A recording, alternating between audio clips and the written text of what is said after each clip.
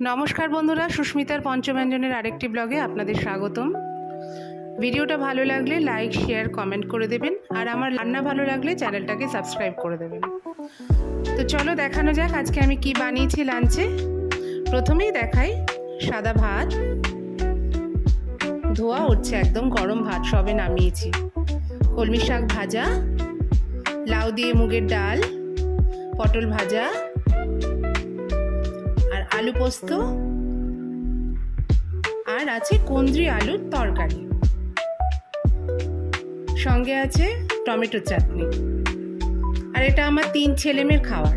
আজকে আমার 3 ছেলেমেয়েই আমার কাছে আছে, মানে আমার পোষ্য। তো এই আজকে বানিয়েছি রান্নায়, আর কিছু করতে পারিনি।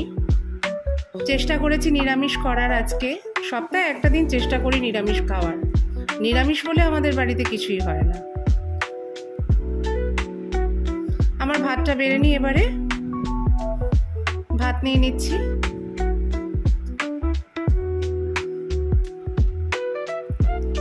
নিয়ে নিচ্ছি পটল ভাজা, 4টে করে পটল ভাজা সবার ভাগে। নিয়ে নিলাম কলমি শাক ভাজা, মুগের ডাল করেছি লাউ দিয়ে, ঘন ঘন করেই করেছিল ডালটা। নিরামিষের দিনে এই ডালটা খেতে খুব ভালো লাগে। ডালটা শেষ মানে রান্না করার পর একটু ঘি দিয়ে দিয়েছিলাম, বেশ গন্ধটা ভালো লাগে।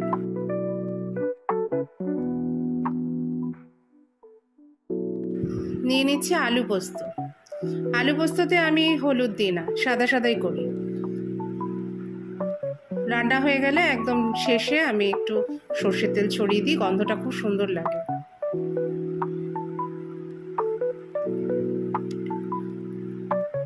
আর নিয়ে নিচ্ছি কুঁদরি আলুর তরকারি, টমেটো দিয়ে কুঁদরি আলুর তরকারি, পেঁয়াজ দিয়ে টমেটো দিয়ে কুঁদরি আলুর তরকারি। টমেটোর চাটনি, আজকে স্যালাড নেই, টমেটোর চাটনি বানিয়েছি। তো এই আছে আজকের লাঞ্চে, বেশি কিছু করতে পারিনি।